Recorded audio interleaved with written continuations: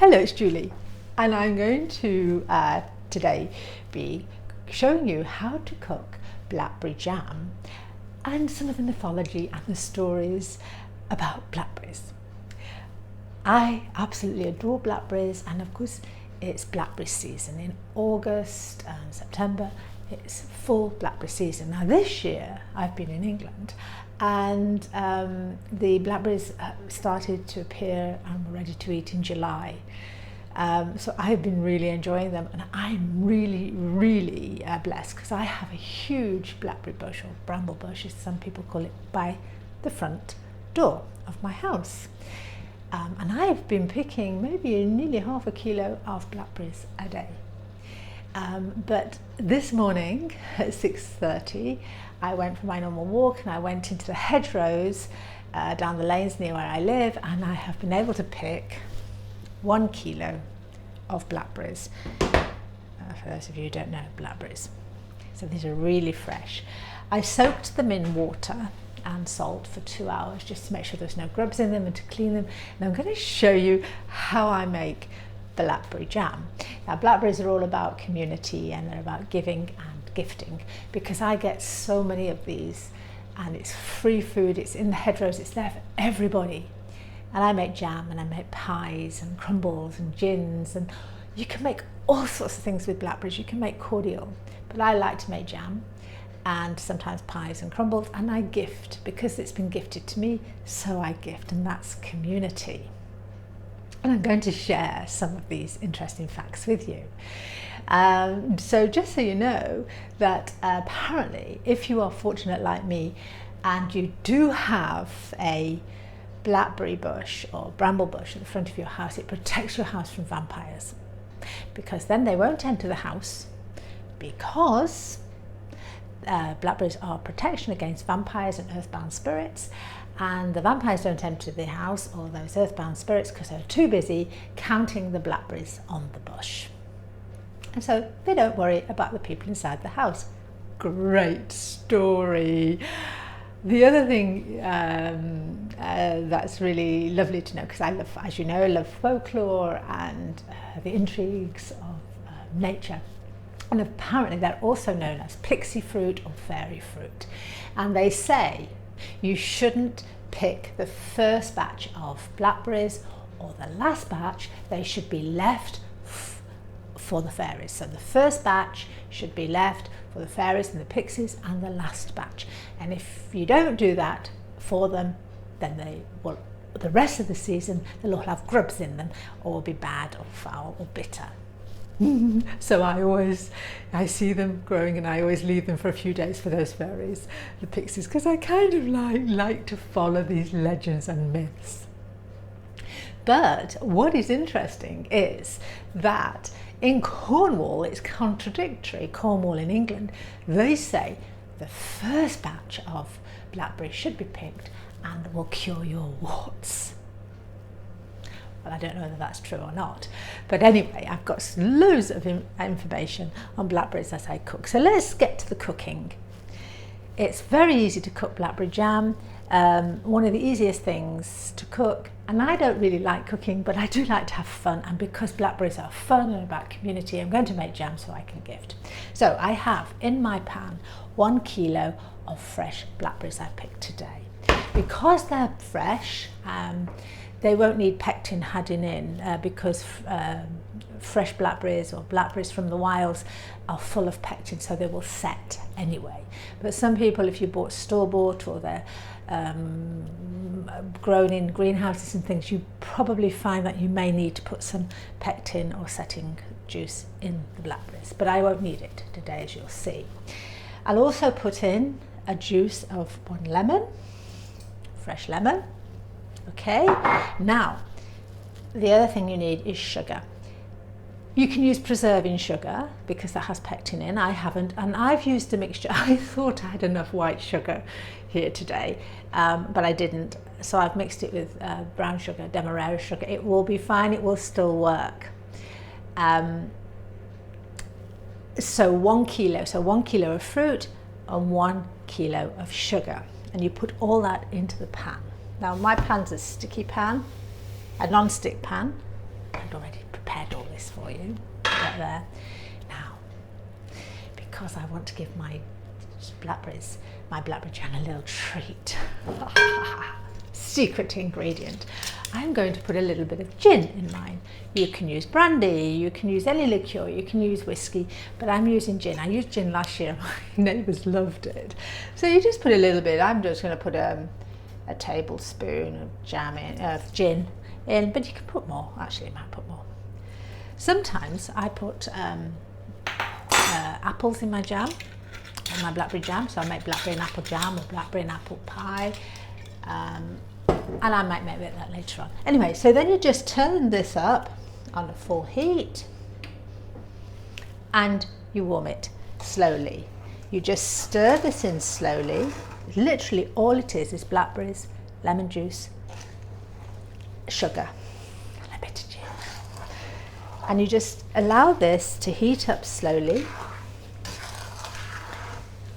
And this takes about 10 minutes, maybe a bit longer because I have a lot of blackberries, and you just stir it and let that happen. And I'll show you in a minute. It's really easy. You know, people get afraid of making jam because they think, oh, it'll never set, but it will. It will if you've got really fresh fruits, and otherwise you just use the pectin. I'll show you what that looks like. I think I have some. Yeah. So you can buy pectin, but I don't have that. I'm not using that today. I don't need to. So in the Civil War in America, blackberries were treated so special that in the Civil War there was a truce called, often there would be a truce called at blackberry picking time. And the Unionists and the Confederates would both have the truce so that they could pick the blackberries. And sometimes they'd be picking them from the same bushes and the same brambles. And this would be so that they could make teas and medicines. They said it helped with dysentery and all sorts of other illnesses. And that's how special the blackberries were treated. And so that was interesting that in the Civil War, they would have that truce to pick blackberry picking. Now, the interesting thing here is also you're not supposed to eat blackberries from the 29th of September, Michaelmas Day. So why is that? I actually don't follow this rule because I eat blackberries all year round because I freeze them and I'm always cooking them. But they say we shouldn't because of Lucifer. So Archangel Michael apparently threw Lucifer out of heaven on the 29th of September, and it's now known as Michaelmas Day. So when he was thrown out of heaven for doing whatever he did, he landed on a blackberry bush or bramble bush. Really hurt his backside apparently, and he got so angry that the punishment of being thrown out of heaven wasn't enough, but the fact that he'd been stung by brambles and blackberries, he cursed them. So he cursed them that after that they would lose their sweetness, they would become thin and bitter and sour and would make you ill if you ate them after the 29th of September. Apparently he spit on them and he cursed them and he wagged his tail at them and all those things. So a lot of people actually do stop eating blackberries after the 29th of September, or they just stop picking them because they think that they have gone bad. And in the old days, country folk would really, really believe that. I actually don't believe that. I'm just letting this simmer. I'm going to bring it to the boil. And we boil this for like 10 to 12 minutes. And sometimes it will get a froth on it. I'll show you in a sec. But I just want to talk to you and share you all these wonderful stories at the same time. Now, blackberries are very, very good for you. Health benefits for you. They're full of vitamins. They help with inflammation. They can help to clear the system because of the little seeds in them. And you can't eat too many of them. They're also quite low in sugar. So they're actually good. I have friends who are diabetics and they eat a lot of blackberries because they are lower in sugar. And they have help with the free radicals and inflammation. Okay. Now, also, I'm just stirring that. They're in mythology. They're about abundance and fertility, and the goddess of fertility would recommend blackberries, so they come into to that whole goddess area. They are about plentifulness, about abundance. Sorry, I'm just stirring at the same time, just watching them. I don't want it to bubble too much. But they're also about overindulgence and earthly pleasures. So in that whole mythology thing. Now in Christian art, apart from the fact that the Christians believe that, Archangel Michael's thrown Lucifer out of heaven because of them, and he lands on them, it's about, what did they used to say, neglect and ignorance. So blackberries have this whole meaning. For me, you just enjoy them. They're fruit, they're Earth's, nature's way of giving to us, and they're there for everybody. But it's very interesting. Now also Mediterranean folklore says the crown of Christ, the crown he wore at crucifixion, was made from the brambles of the berries, the blackberries, and that the colour of the blackberries, when you eat too much, it turns your mouth purple. It represents Christ's blood. I should have tasted one and shown you. but they have a deep colour purple, so if you eat lots of them, your mouth does get a purple colour, and it represents the Christ's blood. I want to show you what happens when this starts boiling, so that's why I'm talking to you. Now also, what was very interesting in southern parts of England with the blackberries, when blackberry season occurred, very often babies would start getting sick, or cats and dogs or horses, just because of the change of the seasons. But whooping cough would also be quite prevalent in those faraway days. So especially a belief in Dorset in the south of England, they would pass a baby with whooping cough under the brambles bushes. So they used to pass the baby under the bramble bush 7 times to cure the whooping cough. And as they passed the baby, they would say bramble in, bramble out, brambles, leave the whooping cough here. Well, I don't know whether that cured the whooping cough or not, but those poor babies, I kept having pictures of those poor babies being passed under the bramble bush 7 times with them chanting brambles out, brambles in, whooping cough stay here. I just hope that any babies didn't get scratched, because the brambles do scratch you. Oh, and the other thing is to watch wasps. Now, wasps and I are not the best of friends. I'm constantly getting stung by them. I'm very allergic to them. And wasps like to be around those berries too. So I'm very careful. So this is one of the other reasons I pick my blackberries first thing in the morning, because there's not so many wasps around and they're very fresh and they have the dew on them. Later in the day, the wasps are always there. Okay, now, I'll stop talking for a minute. The jam is now, the blackberries are now boiling, or coming to the boil, and we need to bring them to the boil and let them simmer for 10 to 12 minutes. And they will get sometimes a foam on the top. Now if that happens, we can scoop the foam off, or we can put a little knob of butter on there, which stops that. So I'll show you in a second, and I'll stop prattling on because I love blackberries and I like making blackberry jam.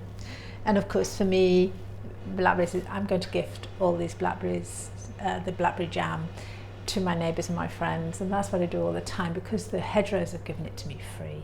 I've just put the sugar in and given my time, and I like to share. It's about community, about being positive, and that we don't need to go to the shops for everything.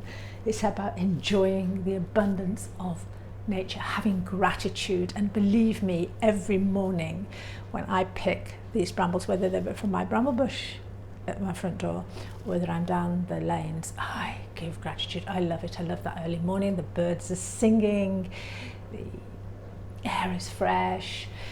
The other day I saw a fox running by, and this is just where I live. I am so fortunate, and I understand that, and I want to give that to my friends, my community, my neighbours. Wow, so now this is really boiling.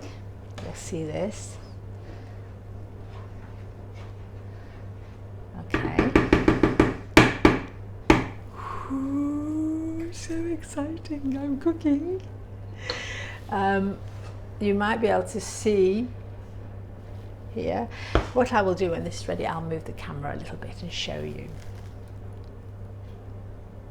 It's really cooking. So in a few minutes this will be ready, and I'll show you what we do then, because then I have a saucer in the fridge, because there's some easy ways to tell how this is ready. Okay, it's really boiling now. Wow, it's so exciting. If you could see this. Maybe if I show the camera, now we may have a disaster here, so if we have a disaster, I apologise.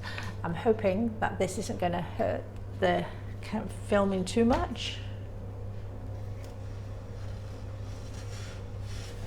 Okay. You can see that, how it's bubbling. How is that? Okay. Oh, we didn't have a disaster. I'll just put that back there. Wow, this is exciting. I've never cooked on my channel like this before. Right, so that's really boiling. I'm just going to stir that. And there's a lot of froth on top. I'll show you in a sec. We're supposed to simmer this fruit for 10 to 12 minutes. I'll just turn it down a little bit now. Okay. Now you'll see in a moment, I'll show you again, there's a lot of froth on top, and there's a secret way we can get rid of that. You can spoon it off. Wow. The colour is just so amazing. I just love this. I just love cooking. I just love sharing this with you. Wow. I'm going to show you. I hope this doesn't fall off again. One sec. You see this? You see the froth? Okay. Now, I'm going to show you what you do to get rid of that froth. This is a secret trick. All you do is you get a knob of butter. Ah. So I have some butter. I'm in my kitchen, and literally all you do to get rid of that is put a knob of butter. Put that in there. Ooh, look what's happening. Stir it.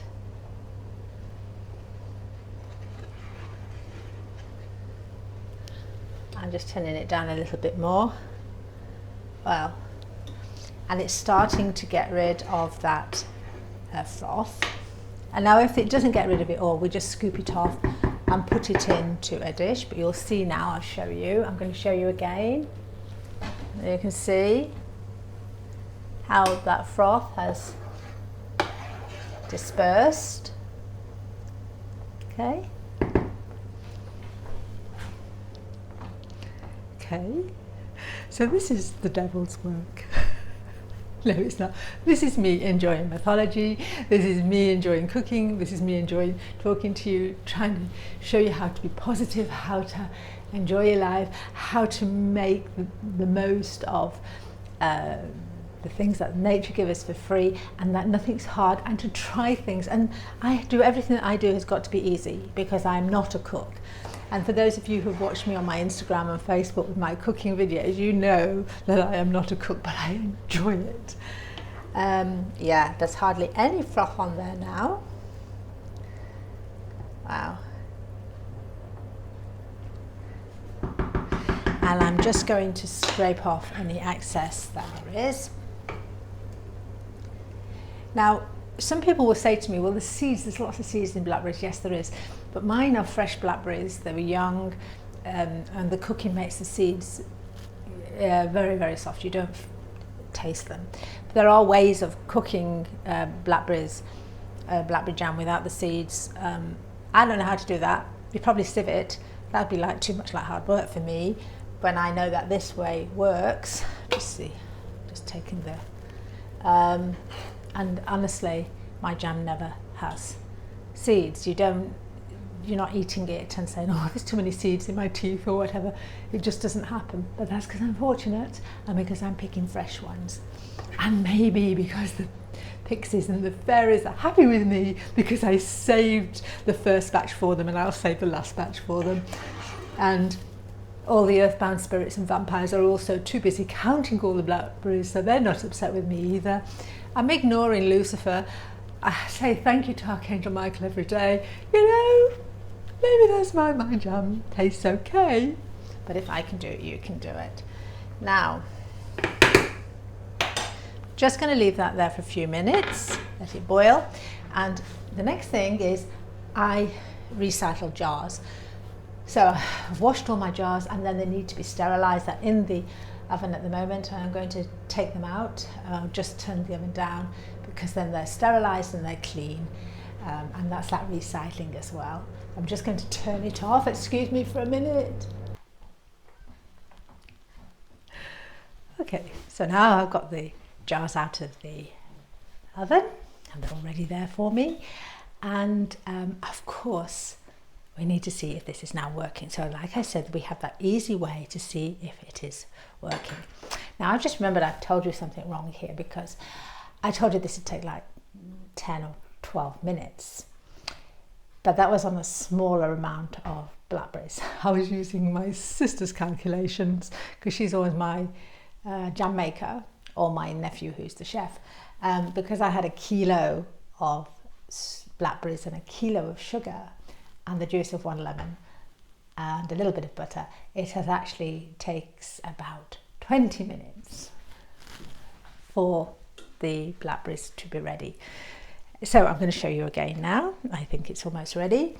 So what we do is, let me show you one more time. It looks yummy, yummy. This is lethal. Oh, can't see me now, can you? But anyway, right. I'm going to now take a spoon, my saucer out of the fridge, that's cold. Put a little bit on here. And that's all you do, you put it on there. Just turn that heat down. And if it starts to set, just give it for a minute. It starts to get wrinkly. Yeah, it's almost ready, it's thick. Oh, it's not runny. And it will show that it's ready.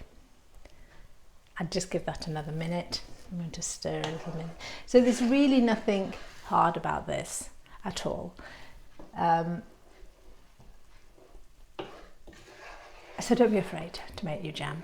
Don't be afraid, just have a go, enjoy your life, enjoy being in the kitchen. And anyway, what's the worst can happen? If it doesn't set, it will, but if it doesn't, you've got blackberry juice. You can pour it over ice creams, you can pour it over desserts. There'll be some way you can thicken it up. I'm not a chef, I don't know these things. So I'm going to put a little bit more on here. You know, you're not going to waste it. It's not going to be wasted. So I'm just going to try again now, see if it's working. Yes, and you can see now it's getting wrinkly on that cold. I just did it here. And the rest of it is setting anyway. That was, I didn't think was ready and is already starting to set. So this is ready. But when you place it on there and you place it on the cold, normally it goes a little bit, it sticks and then it goes a little bit wrinkly, you can see, yeah. But everything on there is already setting. So that is blackberry jam making. A little bit of cheating. And then what you do is you literally turn that off and you pour it into small jam jars or large jam jars and gift. This will probably take about 6 jars, but you can use small ones, big ones, it's up to you. Make lots of little ones and give lots out to your friends, or have them with your scones or your jam, your toast. And that is it. So I'm going to show you one time. I just burned myself. These have just come out, they're all sterilised and they're hot. I'm going to put my literally spoon, I'm going to use this one, spoon it into the jars. That's all you need to do. And this one is actually quite lumpy. It has nice blackberries in them, but it's not going to be too seedy. It's really going to be very yummy indeed. And I will just fill that jam jar up. This is really hot because it's just come out of the oven and is sterilised. I hope you enjoyed my little foray into cooking. I hope you've enjoyed the stories about blackberries, and there's going to be more on my channel. So if you do like this, please do like or share with your friends, do whatever, send me comments, ask me questions. Don't expect brilliant answers about cooking because I'm not a cook, but I do enjoy cooking. I enjoy sharing things with you, but most of all, I enjoy the folklore, the magic, the folklore of nature, the folklore of fruit, of medicines, and just the old ways. Thank you for listening, and I really look forward to sharing some other information and maybe even some more cooking very soon on my channel.